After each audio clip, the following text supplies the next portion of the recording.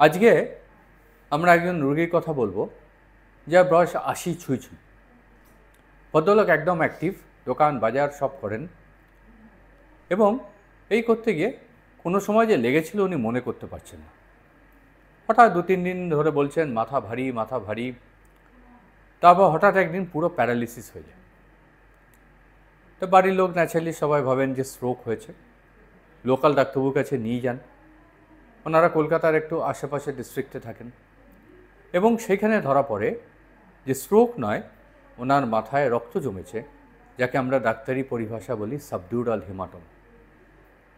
এই subdural haematoma হচ্ছে রক্ত যেটা জমে ব্রেন এবং খুলির মাঝে, এবং এটা বয়সকালেই হয়। ছোটোখাটো আঘাতের ফলে এই সাবডিউরাল হেমাটোমা হয়।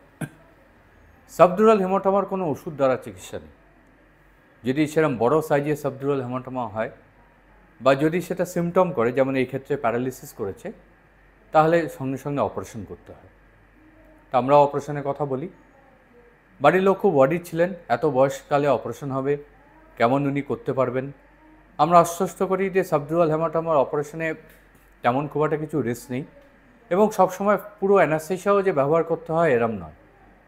তো ওনাকে কিছুটা ঘুমের ওষুধ, কিছুটা লোকাল অ্যানাস্থেশিয়া দিয়ে অপারেশন করা হয় এবং অপারেশনের পরদিন থেকেই দেখা যায় ওনার প্যারালিসিস পুরোটা ভালো হয়ে গেছে।